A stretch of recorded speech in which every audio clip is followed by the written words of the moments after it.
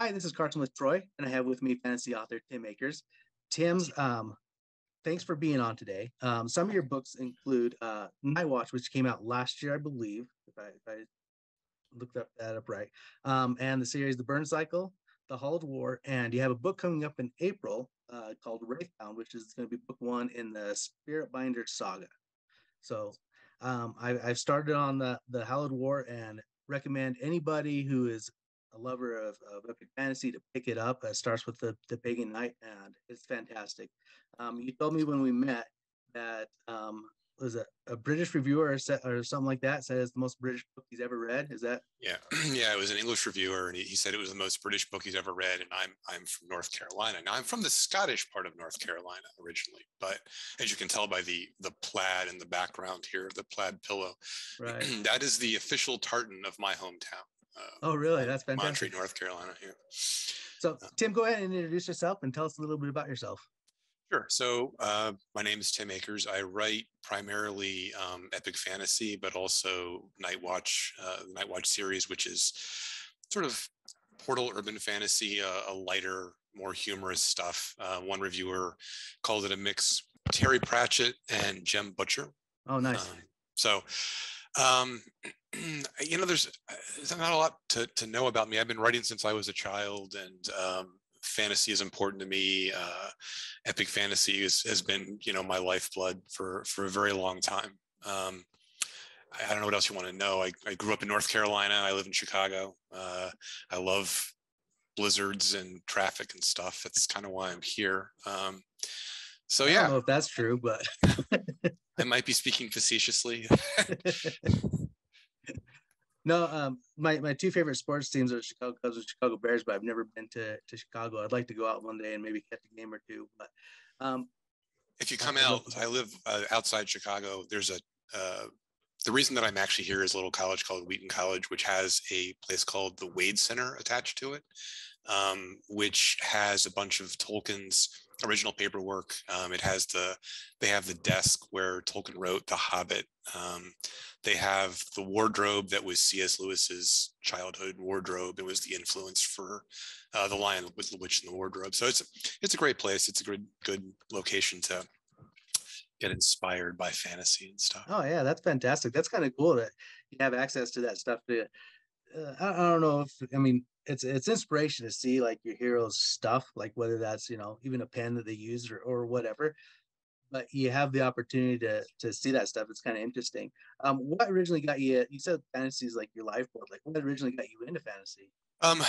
Well, so I grew up in a very small conservative Christian home, and it was in the middle of the Satanic Panic, and so the fact that I was a big fan of fantasy was something that my parents were a little uncomfortable with, but I persisted in that. I was very into sort of the fantastic and the imagination, the land of the imagination. And so I read a lot of Tolkien when I was a kid, a lot of Lewis, a lot of Terry Brooks. And the town that I grew up in is a very small town in the mountains of North Carolina. And I joke, it looks like Rivendell. I grew up in Rivendell, I grew up in Hobbiton, and then I moved to Chicago because, I like blizzards, right? Yeah, exactly. We have good hot dogs out here, I think is the main thing. But it was honestly just a love of fantasy literature, and being in a small town, books were kind of like the core of my imaginative experience. I was into fantasy role-playing games as a kid, but again, with the time and with my parents, D&D was off limits, so I had to make up my own stuff. I had to make up my own games and my own imaginative realms, and that really was just coming up with new stuff and doing my own thing, and that's how I ended up as a writer. Honestly, it was there's only so much that I was allowed to read, and so I had to come up with my own worlds, and had a lot of fun with that. I think it was good to develop my imaginative processes very early on. It was one way to get there. So. Mm-hmm. So how old were you about the time where you were like, okay, I think I can write for a living. I want to pursue this. I wrote my first book when I was in 7th grade. and it was called Elf Wars. There were neither elves nor a war in it, but you know, I was still figuring things out. Um, yeah, I started writing like as a thing that I enjoyed in second grade, and wrote a lot all through junior high and high school, and in college. I was an English major, but the creative writing department where I went to school looked askance at fantasy related stuff. Kind of a writer a lot all through my 20s, but didn't do much actual writing. Um, I My first writing credits were actually in the role playing game world. I had contracts starting in college with companies like White Wolf Game Studios and Atlas Games and stuff. And then I got busy with life and just stopped writing completely for 10 years, honestly. And I turned 30 and woke up and was like, I'm meant to be a writer. Like, I'm not old yet. Today's my 50th birthday, but you know, I really meant to be serious about this, and got serious about it at that stage. I went out and I bought. Back then, this was, you know, early 2000s. The way to get into publishing was to make a name for yourself in short stories. And so I went out and bought all of the Magazine of Fantasy and Science Fiction, Asimov, Analog, Fantasy Magazine, all the things that I could find, read, you know, a bunch of them for a couple of months, and then began writing and submitting short stories, and getting rejections, you know, tons and tons of rejections. But, you know, persisted and eventually started writing things that were interesting. Started writing the short stories that served as the groundwork for the Veridon novels, Heart of Veridon and Dead of Veridon. And those started to sell. Primarily to Interzone magazine, which is a British publisher. There's actually kind of a running joke. We talked about earlier, Pagan Knight being a very British novel. All of my original short stories sold to Interzone. When I sold my first novel, it was to Solaris, which at the time was a branch of Black Library, which is the publishing arm of Games Workshop. They do 40K, Warhammer 40K.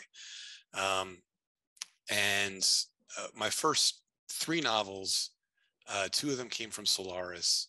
One was from Pyre, which at the time was known for importing novels that had that had sold in the UK but had not found over Joe Abercrombie. You might have heard of him, yeah. And other folks. And then my next three novels, the Pagan Knight, Iron Hound, went to Titan, which is based in London. So for my first six novels, I was, you know, a famous British author, but I was American. So yeah, it's that's sort of the origin of my fantasy world. Well, this is the thing, like the world is so big and so many people are in it that you could be, like you said, like I'm sure that quote unquote like a famous British author and be unknown in the United States. Like you can have a fan base in China or India or Russia and like be huge and like totally be unknown in America. And that's what's crazy. Sometimes as America we don't think like that because we're kind of self-centered, at least I am. And so like you can really have a huge following elsewhere and like nobody knows you in America. Like you could go to a convention and like just walk around and be like, oh, that's nobody, but you could be like Brandon Sanderson of Russia or whatever, you know what I mean? Yeah. Well, what's great about being a fantasy writer in general is that the fame is very narrow. Like in my regular life, absolutely nobody knows who I am, but I can go to a convention and be moderately famous, right? And then walk out the door and again, complete anonymity. Even really famous fantasy writers, I mean, maybe the Brandon and George Martins of the world don't experience this, but like Peter Brett and Brent Weeks, I'm sure they in their regular life, nobody knows who they are, and it's almost comforting to be able to draw that veil of anonymity, you know, when you want it. So yeah, and like you say, it's very easy to be very famous in one place, but have absolutely nobody know who you are outside of that. You know, even between fantasy and science fiction, or right. Epic fantasy and young adult fantasy. I mean, there really is a very people like what they like, and outside of that, they may have no idea who you are. Right. No, it's interesting. I met you at Dragon Steel a couple weeks ago, and my son and I were there together, and we were across the street, and somebody saw our the lanyards, the badges, and they were like, "Oh, your convention. Who are you? What are you here for?" And my son was like, that's his name's Lachlan, a very British name. He was like, "Oh, we're seeing Brandon Sanderson. He's putting on a convention." And that person who is from Utah, lives in Utah, was like, "Well, I don't. Who's that?" So like, even as big as we think Brandon Sanderson is, like, he's not known everywhere, like even people in his own state. So like, yeah, you can totally have that anonymity and be able to be a normal person, which is awesome because you can be famous, be wealthy, do whatever, and have that anonymity where you can go to lunch and not be bothered by everybody. You might see one or two people occasionally, but like it's not that, it's not like The Rock or Tom Cruise or somebody that's going to bombard you. So you can have kind of a private life as a writer. Right. I think that's wonderful. Yeah. The disadvantage to that is because fantasy writers, especially, are so widely spread across the country. It's kind of an isolating industry, right? I mean, my wife and I are both self-employed. There are other writers in the Chicagoland area, but not a lot of us. And even like we see each other maybe once a year, kind of stuff. It's very easy to kind of be operating inside of a bubble and not know what kind of impact you're having. Call it kind of a lonely business because, books come out and you have no idea how they're doing. The way that reporting goes is just so slow. A book comes out and, you don't know if it's gotten any kind of impact potentially for 18 months, the way that some reporting works. So that can be kind of tough.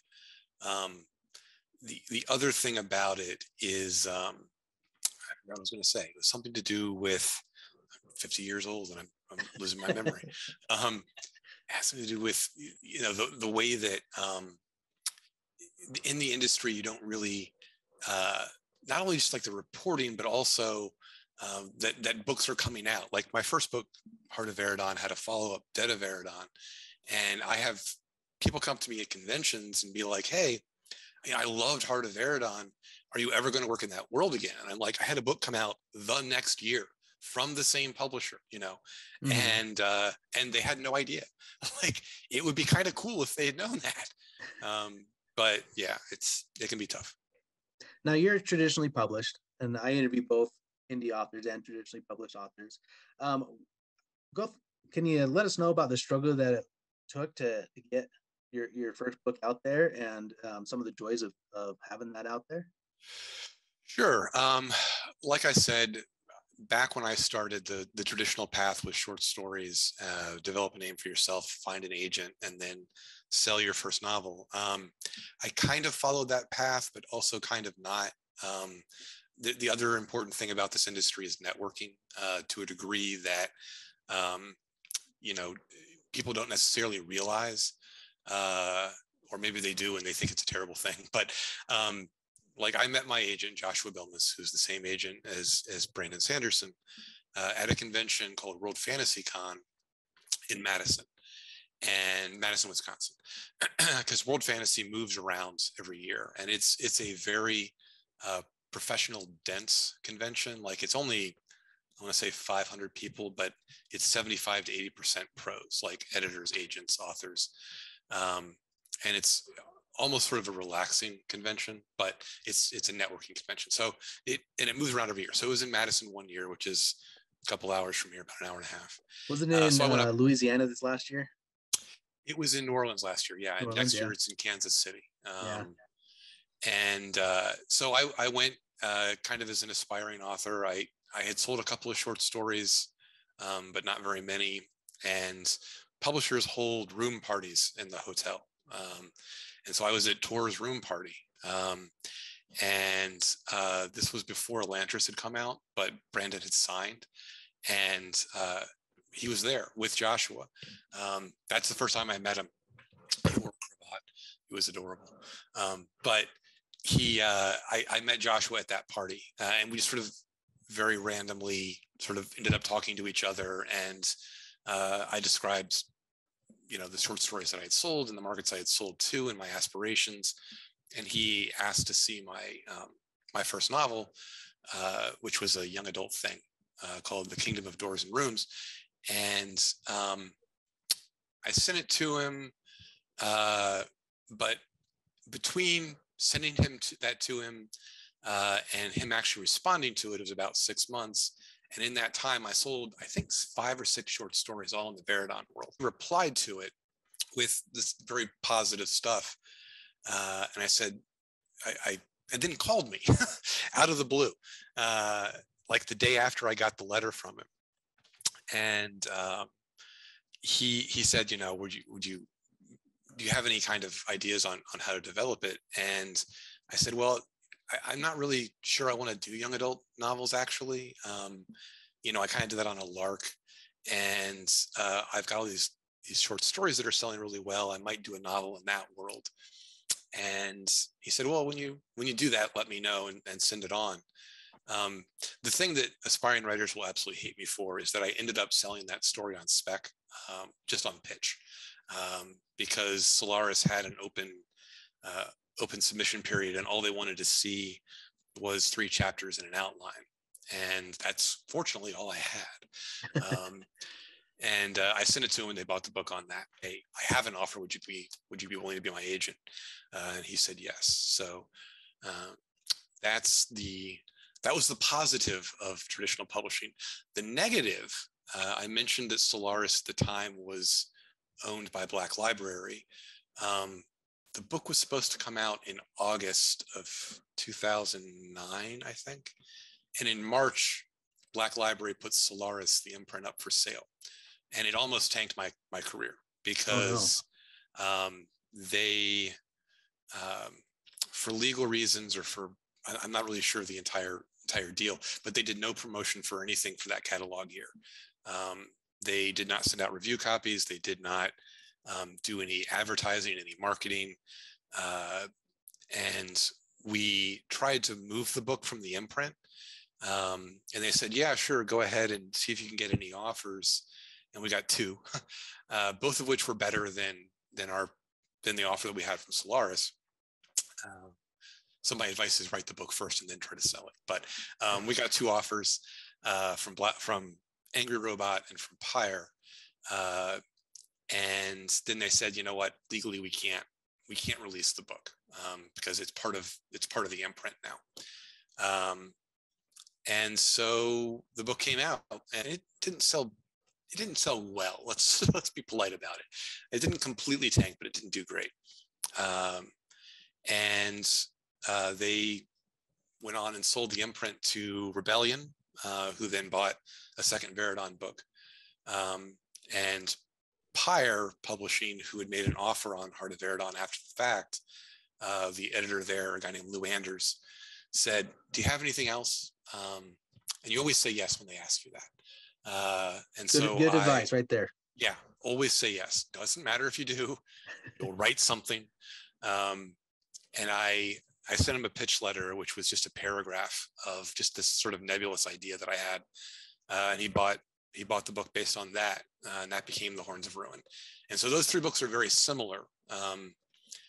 And after those 3, I kind of went in a different direction, more epic fantasy, and that sort of developed Pagan Knight and Ironhound in that series. But yeah, and that's sort of been my career since then. So. No, that's amazing. Like to see the ups and downs of people's career. What kind of kept you motivated to keep going after all that? I mean, that could be discouraging for some people, and it might have been for you. But like, what motivated you to keep going? Yeah, it was. I'm a determined man. There's no other way to say it. Like I'm the kind of guy who go ahead and kick me down. I'm going to stand up, and that comes through in my writing. That comes through in my characters. I'm just not the kind of guy who takes no for an answer. I'm going to keep at it.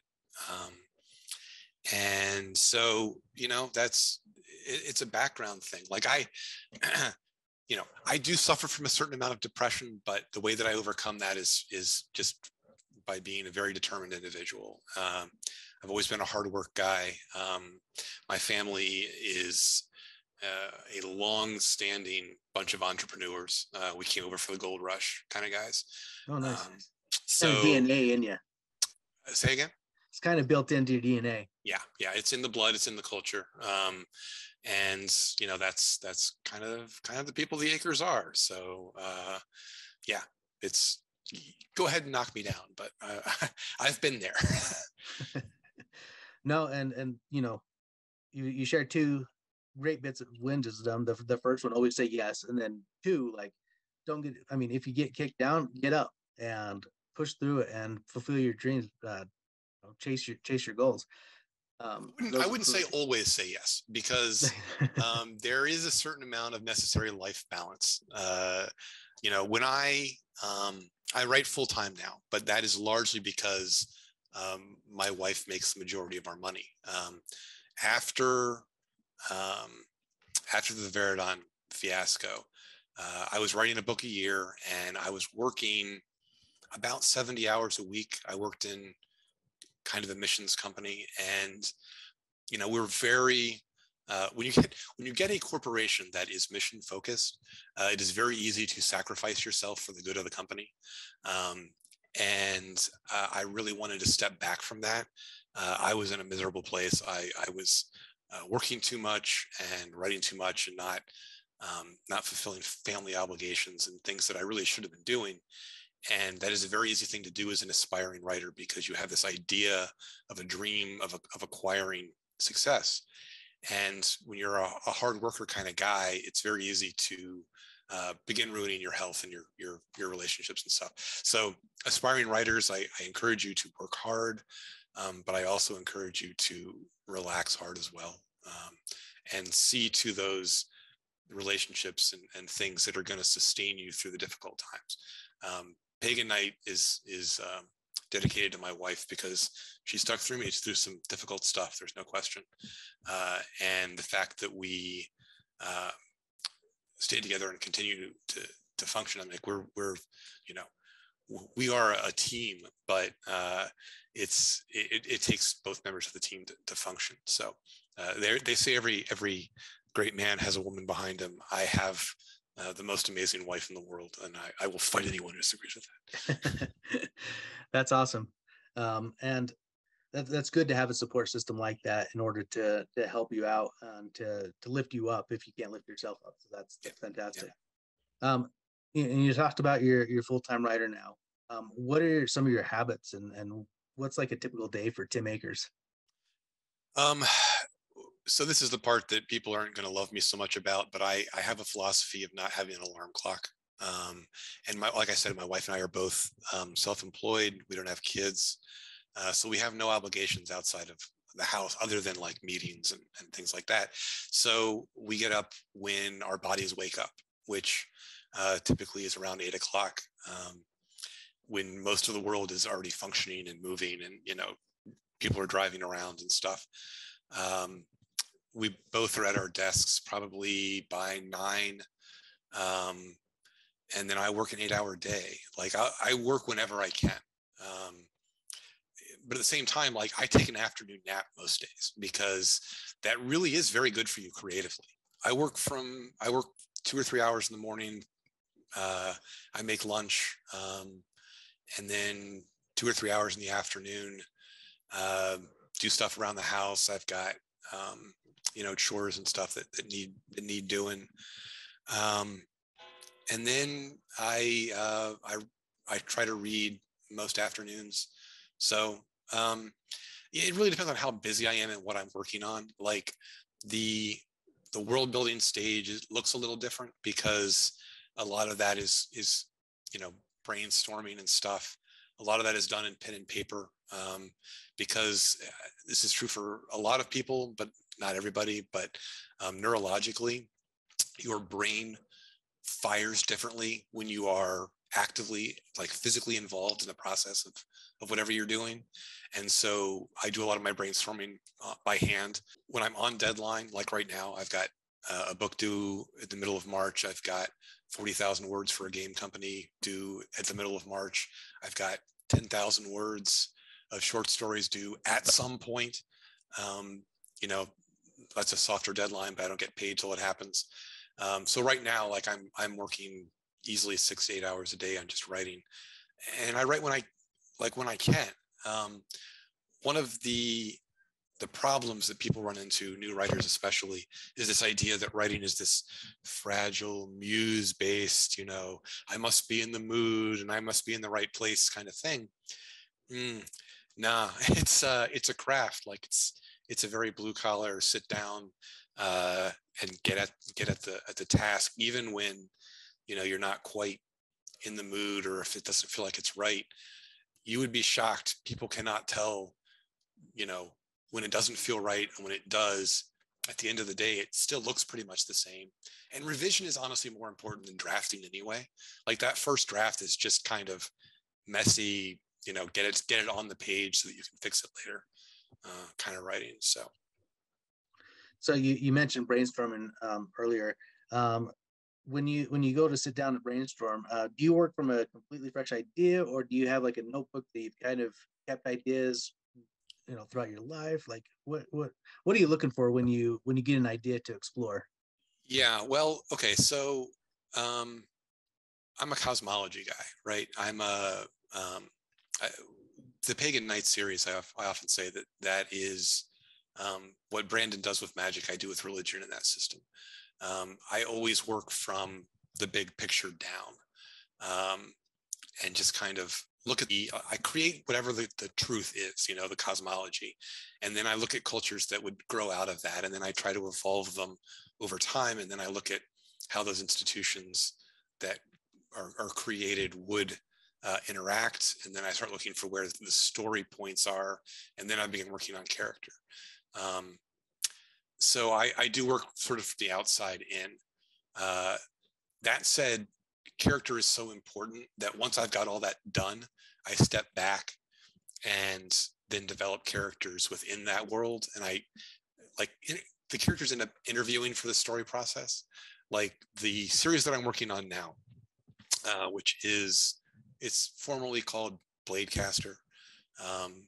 And I think I've written the first chapter of maybe 5 or 6 different characters.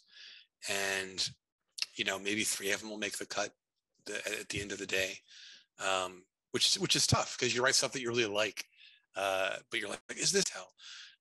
And it usually isn't. Usually you want to get along and write something a little more, I don't know, direct. So yeah, that's my general process. I do have, this is going to sound terrifying, but I have 20 books planned out. Like I have essentially my life plan of, oh, nice. I want to write these 5 books. I want to write these 2 other books. I want to write these books. And some of them are related. Some of them aren't. I have a murder mystery series that I'm working on with my wife that I want to kind of develop that is unlike anything else that I do. I have Night Watch stuff. I have Wraithbound, which is coming out in April. I've got 5 books planned in that series. Bladecaster is related to that. I've got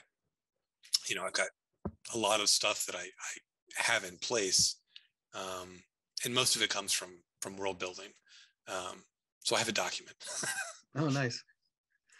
So as you're sitting down to write, you have your document and stuff, and you brainstorm from the outside in, basically. Do you then like outline it? Do you just set up guideposts and you kind of write towards those guideposts in the story? Like how do you set up your story? I am an outliner, but I use the outlining process to create signposts in the plot, and then I discover write my way between them, and then usually at the end of the thing, I have to revise it to make it look like the way that it ended up is what I intended to do all along. Yeah, I'm some combination of outline and discovery writer. I do follow Sanderson's bracketing method, where I sit down and I ask, what are the plot questions here, and how am I going to answer them in interesting ways. That first book that I wrote, Kingdom of Doors and Rooms, when Joshua read it and replied to it, he said, "This is great. You've got some great world building. You've got no plot." And he suggested a book called Writing to Sell, which he suggests to a lot of writers. And that was the first time. Like, I had a degree in creative writing, but I did not know how to plot a novel. And that's one of those things that I think writers learn when they should. I still live in the area of the college that I went to, and there is a writing group, a student writing group at the college, and I kind of volunteer with them. And I like, my main goal in doing that is providing the information that I wish I had when I started, which is largely business stuff and plotting. Like, you know, young writers don't know how to plot, and they should. So you can come out of college with a lot of knowledge, but very little knowledge. Well, part of writing is selling your books and knowing the business side of it. And the business side is selling books that people want to read. So being able to plot and being able to understand what fans are looking for is a huge part if you want to sell your books. So that's good that you go and volunteer and help those aspiring artists, like being able to give back and do that. That's awesome. Yeah. Lifting people up is a sort of part of my life goal. Oh, that's amazing. Now you said like the Hallowed War, Hallowed War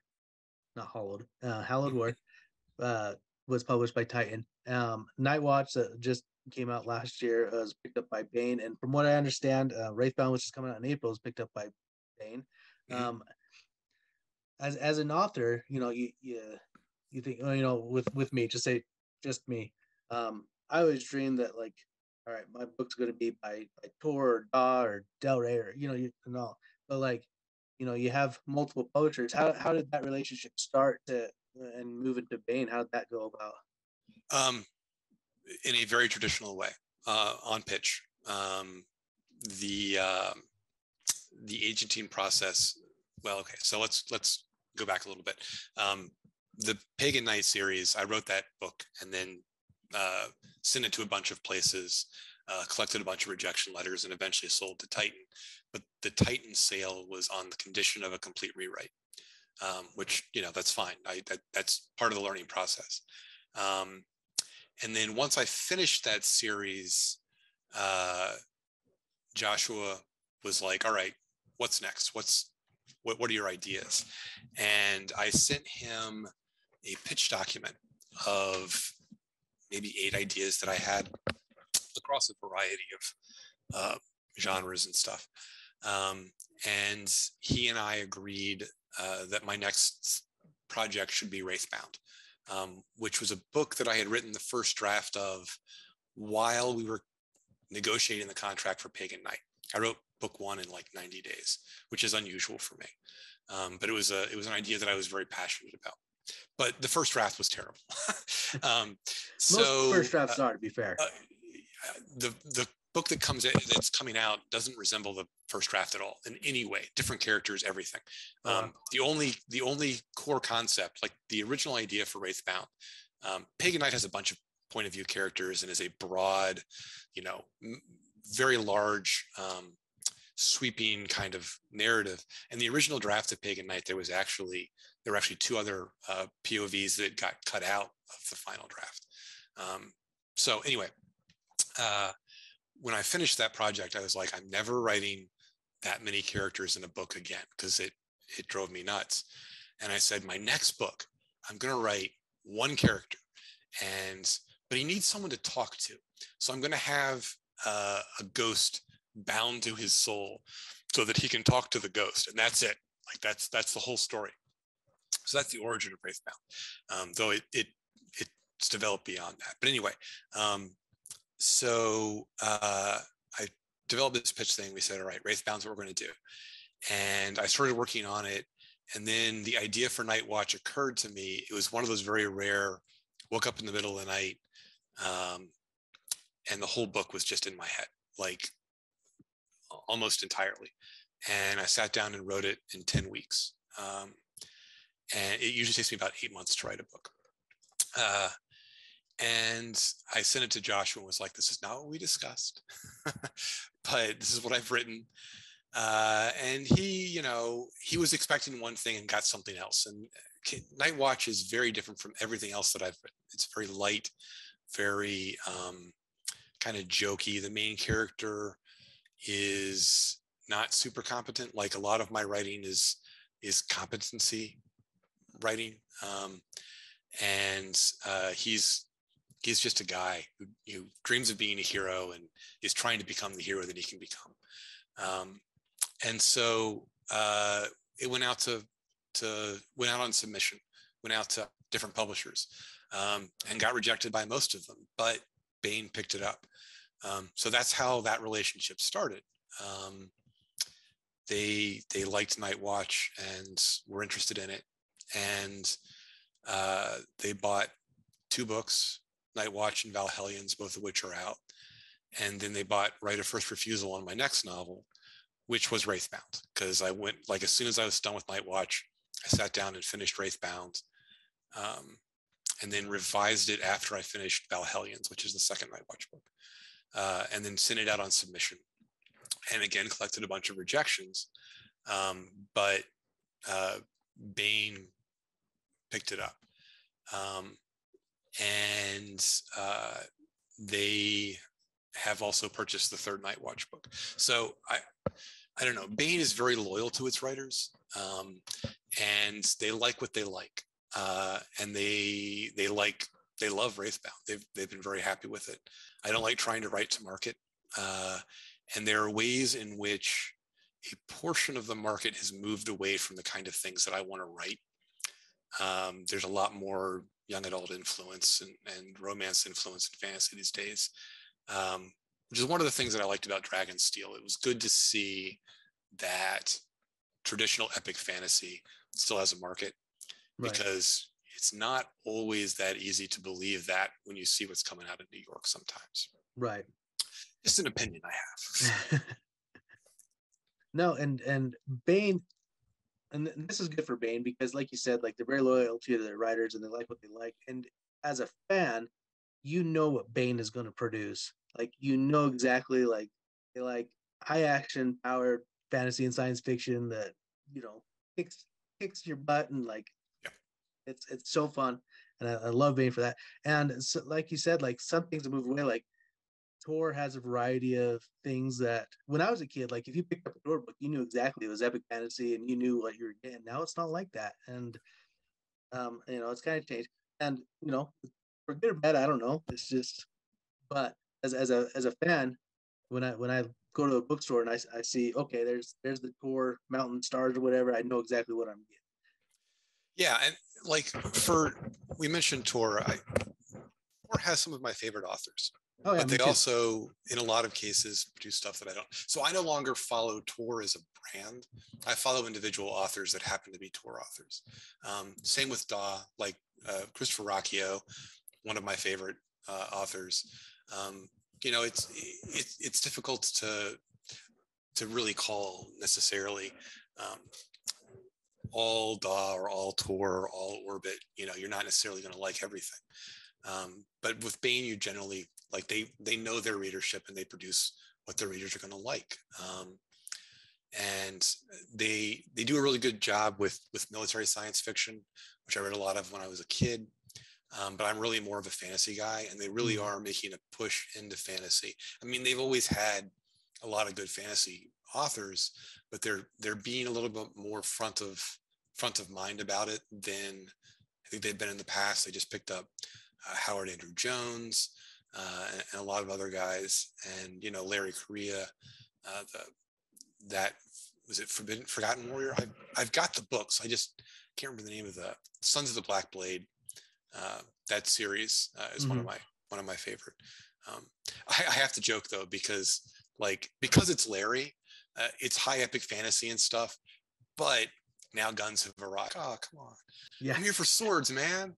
I'm a swords guy, you know. But well, and I'm gonna, like, this is your podcast, but I'm gonna say, for anybody who likes epic fantasy and hasn't read Larry Correia's epic fantasy, The Son of the Black Sword, like, you gotta check that out. Like, amazing. No, look, I will here. I'm gonna give you a list of let's say 5 people that you should read if you like epic fantasy that a lot of people don't necessarily know. J.T. Greathouse.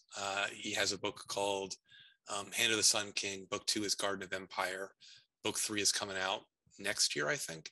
it sold in the UK. It did not get much distribution in the US. I love that book. I love that series. I think that, it hasn't gotten the attention in the US that it should get. Daniel Abraham, the Long Price Quartet, and also the Dragon and the Coin quintology, what would you call it? Yeah, the 5-book series. Those are excellent books.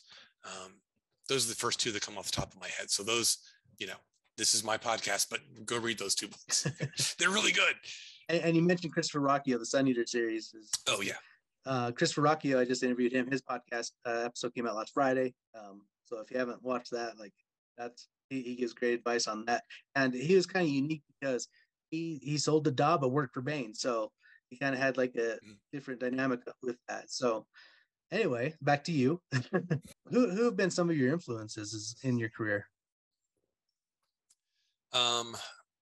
Well, let's see.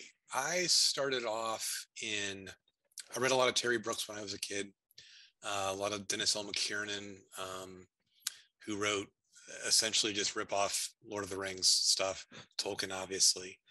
And Fred Saberhagen and Keith Laumer were 2 of the big ones for me. The formative event that changed the way that I both write and read fiction was William Gibson. When I was a kid, I read Neuromancer in high school, and I do not reread books very often. But I have reread Neuromancer probably a dozen times. Just the way that he approached language and story. There was a lot of noir influence in that book that people don't necessarily pick up on. But yeah, Gibson was a big thing for me. Tim Powers. And then I kind of got into the new weird thing. China Mieville was a big influence when I was in my 30s, probably. Ever since then, I've just been kind of focused on finding my own voice. I really had a problem when I first started.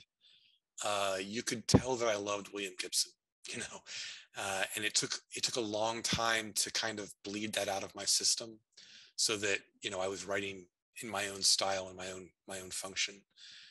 If you're trying as a writer to write like somebody else, you're ultimately going to be disappointed, or be disappointing, to be honest, because people are going to read you and think, oh, this guy likes Terry Pratchett. That's cool, but I'd rather be reading Terry Pratchett, Right. So you really kind of have to find a way to develop your own style, and then the confidence to be like, this is Tim Akers, which I have in spades.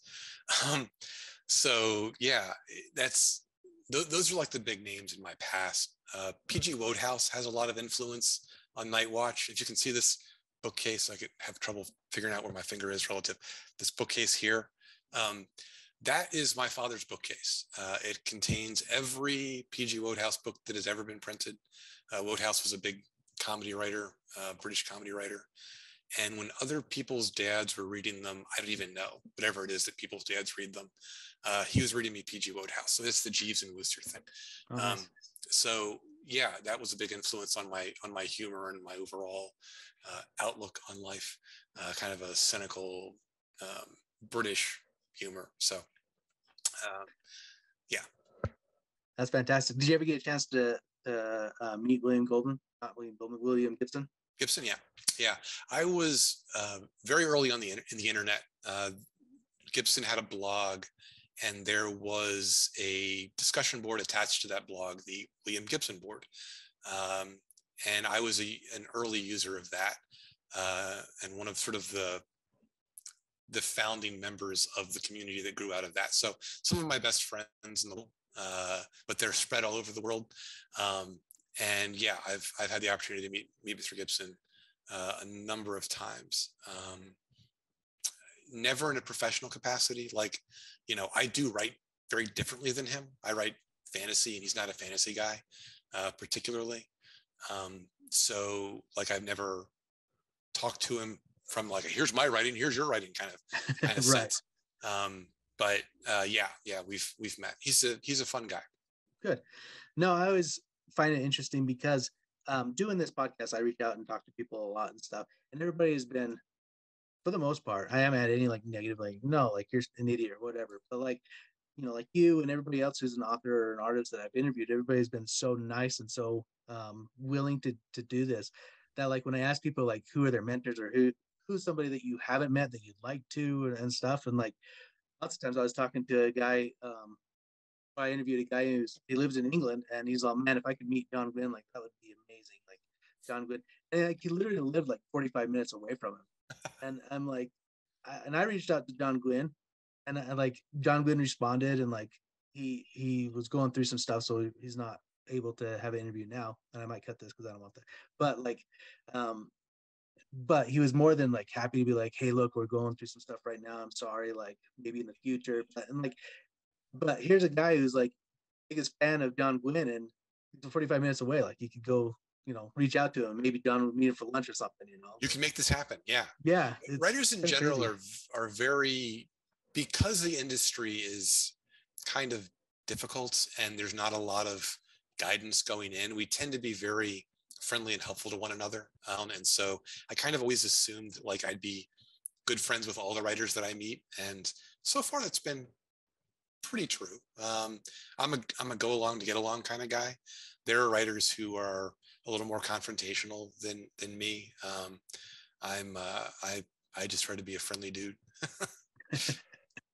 No, and that's great, and it was great talking to you at Dragonsteel too. Like you were open and friendly, and like I didn't feel intimidated asking you to be on the podcast, which is fantastic because there are some people I'm like kind of hesitant to. Everybody's been super nice, but like Good. some people just come across like, don't talk to me, even though you're there to sell books. There are some people who like just come across them that way. Again, that comes down to like my upbringing and my sort of I don't know, just be a nice dude. What's so difficult about that? But apparently it's a thing. I don't know. Right. Well, you talked about earlier in the podcast, in the episode, playing Dungeons and Dragons and RPGs. Do you still kind of do that? Oh, yeah, professionally. I yes, I play D&D. I'm still in the same D&D group that I was in college. We meet, well, I mean, since the pandemic, we've been doing it online, but once a month. And, doing it online has been nice because we've been able to add in people who moved away from the area. But yeah, no, gaming is a central part of my life. I do a lot of wargaming now, more than I did when I was a kid. I still write for Weird Games. They do a game called Malifaux. I'm one of the main writers for that. But yeah, that's always been like, there was a time in my life when I thought I was going to be a professional game designer. And I'm glad that did not work out because that is a difficult business to make a living at. And also what I enjoy most about stories, gaming isn't necessarily the best outlet for that. At the game table, the storytelling process is great, but from like a company's perspective, it's a little harder to direct that sort of thing. So, but yeah, no, I have a hierarchy of storytelling experiences. Like I think that movies are great. I think books are better because you have more room to breathe narratively. I think that games are better than books because it's an interactive experience. Both the author and the reader are at the same table and you are collaboratively telling a story together. So when it's working well, I think gaming is absolutely like the top storytelling experience. That said, like if you go to the game with that kind of expectation of like, I'm going to be the super storytelling thing, then it can kind of backfire sometimes. Right. Because if there's like one person who doesn't want to like, participate in that, then they're not having fun. So you have an obligation to everybody at the table to figure out where they want to be as far as the game is concerned and to meet them where they are, as opposed to being like, we're telling stories about, childhood trauma and you're all going to do that. And they're like, no, I want to be a gnome thief. Yeah. I'm here to steal coins, man. No, that's fun that you had the same group since college. Like that's amazing. Like that doesn't happen a lot of times. It is my wife's group. Oh, okay. She has been playing since junior high. This is how I knew that I was going to marry this woman, because we met over a game of Shadowrun in college. And I was like, oh, hi. Yeah, this is definitely in line with my interests. So yeah, we still game together. We play World of Warcraft together.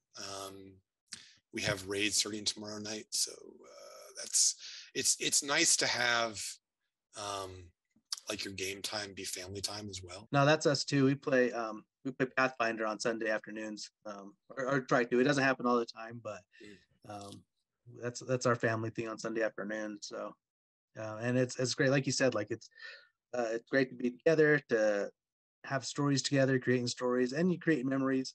There's lots of times where my middle son is 12, but it'd be like, hey dad, remember when we, like, it's always we did this. It's not like, remember when we did this, like my character, yeah. Like it becomes a part of him, so it's fun. Yeah, and it's good. Like I think that kind of, to be able to do that in the family dynamic is spectacular. Again, like my parents don't understand fantasy at all. I love my parents to death, but like what I do for a living is utterly beyond them. So I'm glad your son and you're able to do that with your kids, because that is a thing that is lacking. I really wish my parents more thoroughly understood what I do. Right. But yeah, what can you do?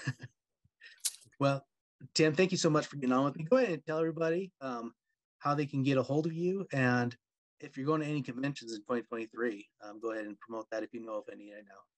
Sure. So let's see. I am Tim Akers, Akers. I am online at timakers.net, but also on Twitter, on Facebook. I'm really the only famous Tim Akers left. There was another Tim Akers. Unfortunately, he passed away last year. So I'm the living one. Conventions, I will be at LibertyCon in, what is that, June in Chattanooga. That's the only convention I have planned right now. I'm probably going to Dragonsteel next year, but I have not made any plans to be at any other conventions in a writerly capacity. I will be at Adepticon in Chicago, which is a gaming convention, just gaming. So that's really pretty much it. The big thing for me is the release of Wraithbound in April. Are you going to do a tour for that at all? I will do an informal tour, but like the idea of a traditional book tour doesn't exist for Bane, really. So, if I do, it'll mostly be in the Chicagoland area and wherever I happen to be. So like when I visit my parents in North Carolina, I will be at Barnes and Nobles in North Carolina. When I visit my wife's parents in Colorado, I will be at Barnes and Nobles in Colorado. But that's pretty much it. Okay. Well, that's awesome. I hope to see you again, Dragonsteel, or if you go to, if we meet up at another convention, that'd be fun. So thank you so much for getting on with me. I learned a lot from you today. Oh, my pleasure. Good time. Thank you for listening to the Troy Podcast. Please subscribe, like, and share with your friends.